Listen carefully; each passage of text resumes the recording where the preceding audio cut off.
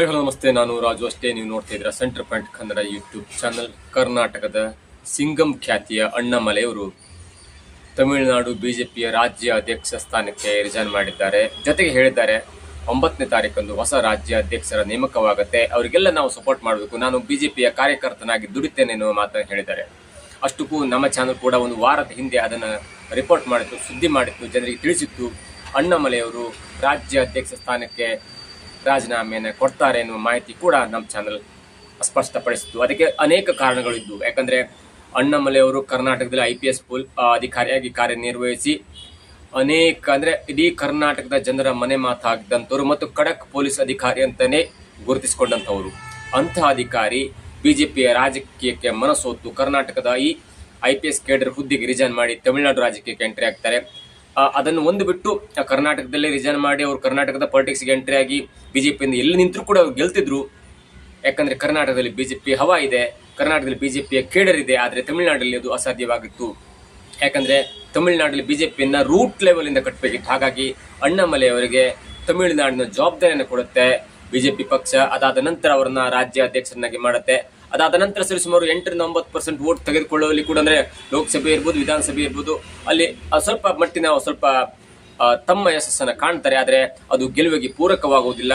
ಅವರು ಲೋಕಸಭಾ ಚುನಾವಣೆಯಲ್ಲಿ ನಿಂತಾಗಲೂ ಕೂಡ ಅವರಿಗೆ ಬರೋಬ್ಬರಿ 4,80,000 ಅಷ್ಟು ವೋಟ್ ಬಂತು. ಆದರೆ ಅದು ಗೆಲುವಿನ ಅಭ್ಯರ್ಥಿಗಿಂತ 1.5 ಲಕ್ಷ ಮತ ಕಡಿಮೆ ಬಂತು. ಅದು ಗೆಲುವಿಗೆ ಪೂರಕವಾಗಲಿಲ್ಲ. ಏನೇ ಆಗಲಿ, ತಮಿಳುನಾಡಲ್ಲಿ ಅಣ್ಣಾಮಲೈಯವರು ಸೃಷ್ಟಿಸಿದಂಥ ಹವಾ ಇದೆಯಲ್ಲ, ಅದು ಕರ್ನಾಟಕದಲ್ಲಿ ಪೊಲೀಸ್ ಆಫೀಸರ್ ಆಗಿ ಸೃಷ್ಟಿಸಿದ್ರು ಬಿಟ್ಟರು, ಅದು ಬೇರೆ ಪ್ರಶ್ನೆ. ಆದರೆ ತಮಿಳುನಾಡಿನಲ್ಲಿ ಇಂದಿಗೂ ಕೂಡ ಜನರು ಅಣ್ಣಾಮಲೈಗೆ ಹೆದರ್ತಾರೆ. ಅಂದರೆ ಒಬ್ಬ ರಾಜಕಾರಣಿಯಾಗಿ, ಒಬ್ಬ ವಿರೋಧ ಪಕ್ಷದ ನಾಯಕನಾಗಿ ಅಣ್ಣಾಮಲೈಗೆ ಹೆದರ್ತಾರೆ. ಯಾಕಂದರೆ ಅಣ್ಣಾಮಲೈಯವರ ಹವನೆ ಅಂಥದ್ದು. ಇಲ್ಲಿ ಯಾವ ಥರ ಖಡಕ್ ಪೊಲೀಸ್ ಅಧಿಕಾರಿಯಾಗಿ ಕರ್ನಾಟಕದ ಜನರಿಗೆ ಅಥವಾ ಈ ಕೆಟ್ಟ ಜನರಿಗೆ ದುಸ್ವಪ್ನವಾಗಿದ್ರಲ್ಲ, ಅದೇ ರೀತಿ ಆಡಳಿತ ಪಕ್ಷವಾದಂಥ DMK ಆಗಿರ್ಬೋದು ಮತ್ತು ವಿರೋಧ ಪಕ್ಷವಾಗಿರುವಂಥ AIADMK ಆಗಿರ್ಬೋದು, ಎರಡು ಪಕ್ಷಗಳನ್ನ ಸಂಕಷ್ಟಕ್ಕೆ ಸಿಲುಕಿಸಿ ಈ ದ್ರಾವಿಡ ಪಾಲಿಟಿಕ್ಸ್ ಅನ್ನ ಅತ್ಯಂತ ಕಟುವಾಗಿ ಟೀಕಿಸಿದಂಥ ಖ್ಯಾತಿ ಯಾರಿಗಾರು ಇದ್ರೆ ಅದು ಅಣ್ಣಾಮಲೈ ಅವರಿಗೆ ಸಲ್ಲತ್ತೆ. ಆದರೆ ಅಂಥ ಅಣ್ಣಾಮಲೈ ಅವರು ಈಗ ರಿಸೈನ್ ಮಾಡಬೇಕಾದಂಥ ಪರಿಸ್ಥಿತಿ ಬಂದಿದೆ ಮತ್ತು ಅಧಿಕೃತವಾಗಿ ರಿಸೈನ್ ಅನ್ನು ಕೊಟ್ಟಿದ್ದಾರೆ. ಅಮಿತ್ ಶಾ ಅವರು ಏನು ಹೇಳ್ತಾರೆ ಅದನ್ನು ತಾನು ಚಾಚು ತಪ್ಪದೆ ಪಾಲಿಸ್ತಾನೆ ಅನ್ನುವ ನಿಟ್ಟಿನಲ್ಲಿ ಈಗ ತಮ್ಮ ರಿಸೈನ್ ಅನ್ನ ಕೊಟ್ಟು ಈಗ ಸ್ವಲ್ಪ ನಿರಾಳರಾಗಿದ್ದಾರೆ. ಅದಾದ ನಂತರ ಏನಾಗುತ್ತೆ ಅನ್ನೋದೇ ಈಗ ಟ್ವಿಸ್ಟ್ ಆಗುತ್ತೆ. ನೋಡಿ, ಅಣ್ಣಾಮಲೈ ಅವರು ಯಾಕೆ ರಿಸೈನ್ ಮಾಡಿದ್ರು ಅನ್ನೋದಕ್ಕೆ ಬಿಜೆಪಿ ಕಾರಣವಲ್ಲ. ಆದರೆ ಅಣ್ಣಾಮಲೈ ಅವರು ರಿಸೈನ್ ಮಾಡ್ಲಿಕ್ಕೆ ಕಾರಣವಾಗಿದ್ದು ಅವರ ಮೈತ್ರಿ ಪಕ್ಷ AIADMK ಬಿಜೆಪಿ ಜೊತೆ ಮೈತ್ರಿ ಮಾಡ್ಕೊಳ್ಳಿಕ್ಕೆ ಒಂದು ಷರತ್ತನ್ನು ಹಾಕಿತ್ತು. ಅಂದ್ರೆ ಅಮಿತ್ ಶಾ ಅವರ ಪ್ಲಾನ್ ಇದೆ ಅಂದ್ರೆ ದಕ್ಷಿಣ ಭಾರತದಲ್ಲಿ ಕರ್ನಾಟಕದ ಜೊತೆಗೆ ಈಗ ಆಂಧ್ರ, ತೆಲಂಗಾಣ, ತಮಿಳು ಮತ್ತು ಕೇರಳವನ್ನು ಗೆಲ್ಲಬೇಕು. ಹಾಗಂದ ಮಾತ್ರ ನಮಗೆ ಇಡೀ ಭಾರತದಲ್ಲಿ ಅಧಿಕಾರವನ್ನು ಸ್ಥಾಪಿಸಲಿಕ್ಕೆ, ಅಧಿಕಾರವನ್ನು ಹಿಡಲಿಕ್ಕೆ ಲಾಭವಾಗುತ್ತೆ ಎನ್ನುವ ದೃಷ್ಟಿಯಲ್ಲಿ ಇದೀಗ ಚಾಣಕ್ಯರಾದಂಥ ಅಮಿತ್ ಶಾ ಅವರು ದಕ್ಷಿಣ ಭಾರತ ಕಡೆ ಮುಖ ಮಾಡಿದ್ರು. ಆ ನಿಟ್ಟಿನಲ್ಲಿ ಕೈಗೊಂಡಂತ ಮೊದಲ ನಿರ್ಣಯ ಅಂದ್ರೆ ಅದು ಹಳೆಯ ದೋಸ್ತಿಯಾದಂಥ AIADMK ಜೊತೆ ಮೈತ್ರಿಯನ್ನು ಮುಂದುವರಿಸಬೇಕು. ಹಾಗೆಂದ ಮಾತ್ರಕ್ಕೆ ನಮಗೆ ಇಲ್ಲಿ ವೋಟ್ ಸಿಗುತ್ತೆ ಮತ್ತು AIADMK MP ಸೀಟ್ಗಳು ಕೂಡ ನಮ್ಗೆ ಸಿಗುತ್ತೆ ಅನ್ನೋ ದೃಷ್ಟಿಯಲ್ಲಿ ಒಂದು ಮೈತ್ರಿಯನ್ನು ಮಾಡ್ಕೊಂಡಿದ್ರು. ಆದರೆ ಮೈತ್ರಿ ಮಾಡಿಕೊಳ್ಳುವ ನಿಟ್ಟಿನಲ್ಲಿ AIADMK ರಾಜ್ಯ ಅಧ್ಯಕ್ಷರಾದಂಥ ಪಳನಿಸ್ವಾಮಿ ಅವರು ಒಂದು ಷರತ್ತನ್ನು ಹೇಳಿದ್ರು. ನಿಮಗೆ ಬೇಕಾದ್ರೆ ಹೆಚ್ಚು ಸೀಟನ್ನು ಬಿಟ್ಟುಕೊಡ್ತೇವೆ, ವಿಧಾನಸಭೆ ಇರ್ಬೋದು, ಲೋಕಸಭೆಯಲ್ಲಿ ಇರ್ಬೋದು, ಆದರೆ ನಿಮಗೆ ಸ್ವಲ್ಪ ಹೆಚ್ಚು ಸೀಟ್ ಬಿಟ್ಕೊಡ್ತೀವಿ, ಆದರೆ ನಮ್ಮ ಒಂದು ಕಂಡೀಷನ್ ನೀವು ಪಾಲಿಸಲೇಬೇಕು ಅನ್ನೋ ದೃಷ್ಟಿಯಲ್ಲಿ ಪಳನಿಸ್ವಾಮಿ ಅವರು ಅಮಿತ್ ಶಾ ಅವರ ಮುಂದೆ ಒಂದು ಷರತ್ತನ್ನು ಹೊಡೆದ್ರು. ಆ ಷರತ್ತೇನೆಂದ್ರೆ, ನೀವು ರಾಜ್ಯ ಅಧ್ಯಕ್ಷ ಸ್ಥಾನದಿಂದ ಅಣ್ಣಾಮಲೈ ಅವರನ್ನ ಕೆಳಗಿಳಿಸಬೇಕು, ನೀವು ಯಾರನ್ನಾದ್ರೂ ರಾಜ್ಯಾಧ್ಯಕ್ಷ ಸ್ಥಾನದ ಕೂರಿಸಿ, ಆದರೆ ರಾಜ್ಯಾಧ್ಯಕ್ಷ ಸ್ಥಾನದಿಂದ ಅಣ್ಣಾಮಲೈ ಅವರನ್ನ ಹೊರಗೆ ಇಡಬೇಕು ಅನ್ನುವ ಒಂದು ಕಟ್ಟುನಿಟ್ಟಾದ ನಿರ್ಣಯವನ್ನು ಕೈಗೊಂಡಿದ್ರು ಮತ್ತು ಷರತ್ತನ್ನು ವಿಧಿಸಿದ್ರು.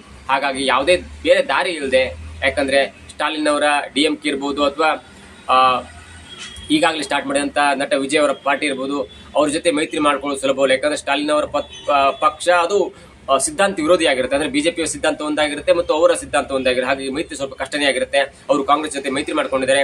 ಇನ್ನು ಈಗಷ್ಟೇ ಬಂದಂತ ನಟ ವಿಜಯ್ ಅವರ ಪಾರ್ಟಿ ಕೂಡ ಈಗಷ್ಟೇ ಹಿಂದಿ ಹೇರಿಕೆಯ ವಿರೋಧವಾಗಿ ಹಿಂದಿ ಹೇರಿಕೆಯ ವಿರೋಧವಾಗಿ ಮಾತನಾಡ್ತಿದ್ದಂಥ ಪಕ್ಷದ ಜೊತೆ ಅಮಿತ್ ಶಾ ಅವರು ಮಾತುಕತೆ ಕೂತ್ಕೊಳ್ಳೋದು ಸ್ವಲ್ಪ ಕಷ್ಟ ಆಗುತ್ತೆ. ಮತ್ತು ಈಗಷ್ಟೇ ಬಂದಂತ ವಿಜಯ್ ಅವರ ಪಾರ್ಟಿ ಕೂಡ ತನಗೆ ಯಾವ ನೆಲೆ ಇದೆ ಅನ್ನುವ ಚುನಾವಣೆ ಎದುರಿಸದೆ ಒಂದು ಪಕ್ಷದ ಜೊತೆ ಮೈತ್ರಿ ಮಾಡ್ಕೊಂಡ್ರೆ ಆ ಪಕ್ಷಕ್ಕೂ ಕೂಡ ಮುಜುಗರವಾಗುತ್ತೆ ಅನ್ನೋ ದೃಷ್ಟಿಯಲ್ಲಿ ನಟ ವಿಜಯ್ ಕೂಡ ಯಾವುದೇ ಪಕ್ಷದ ಜೊತೆ ಮೈತ್ರಿ ಮಾಡ್ಕೊಳ್ಳುವಂತ ಒಂದು ಸನ್ನಿವೇಶ ಬರೋದಿಲ್ಲ.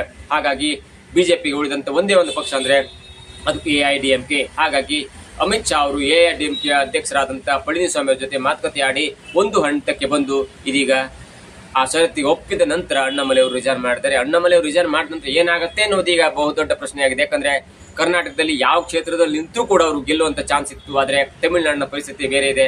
ಅವರಿಗೆ ಬಿಜೆಪಿಯಲ್ಲಿ ನೆಲೆ ಊರ್ಬೇಕಂದ್ರೆ ಕನಿಷ್ಠ 10 ರಿಂದ 15 ವರ್ಷ ಬೇಕೇ ಆಗುತ್ತೆ.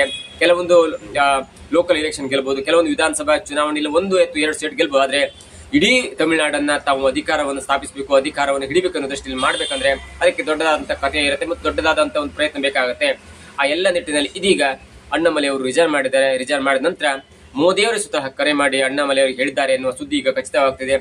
ಈಗ ಅಂದ್ರೆ 2026 ವೇಳೆಗೆ ಅವರಿಗೆ ಕೇಂದ್ರದಲ್ಲಿ ದೊಡ್ಡ ಸಚಿವ ಸ್ಥಾನದ ಅಂದ್ರೆ ಪ್ರಭಾವಿ ಹುದ್ದೆ ಅಂತಾರಲ್ಲ, ಪ್ರಭಾವಿ ಹುದ್ದೆಯನ್ನು ನೀಡುವಂತ ಎಲ್ಲ ಲಕ್ಷಣವು ಕಂಡು ಬರ್ತದೆ. ಯಾಕಂದ್ರೆ ಮೋದಿ ಅವರು 2 ವರ್ಷಕ್ಕೊಮ್ಮೆ ಒಂದು ಸಂಪುಟವನ್ನು ಪುನರಚನೆ ಮಾಡ್ತಾರೆ. ಪುನರಚನೆ ಅಂದ್ರೆ ಹಿರಿಯ ನಾಯಕರಿಗೆ, ಹಿರಿಯ ಗಣ್ಯರಿಗೆ ಕೋಕ್ ಕೊಟ್ಟು ಹೊಸಬರನ್ನ ಆಯ್ಕೆ ಮಾಡ್ತಾರೆ. ಒಂದು ಅಧಿಕಾರ ಅವಧಿ 5 ವರ್ಷ ಇದ್ರೆ ಅವರು ಎರಡು ಅವಧಿಯನ್ನು ಮಾಡ್ಕೊಳ್ತಾರೆ.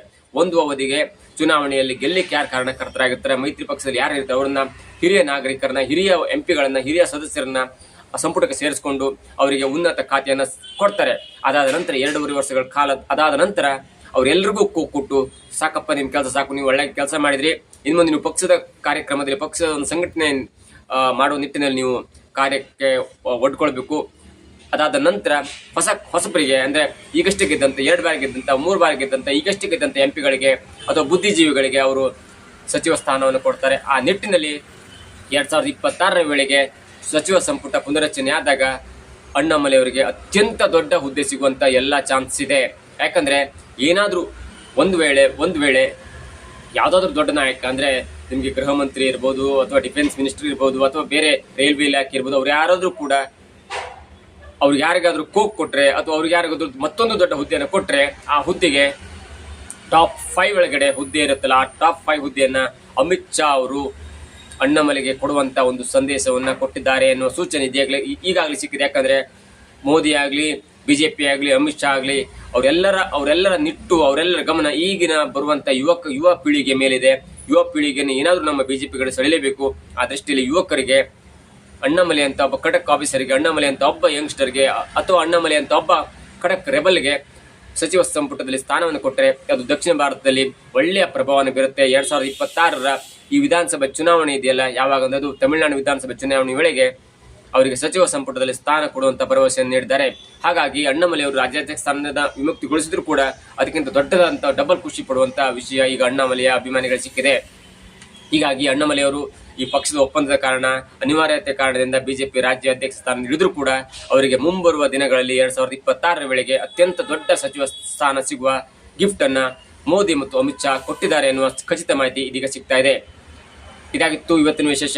ನೋಡ್ತಾ ಇರಿ centre point Kannada YouTube channel.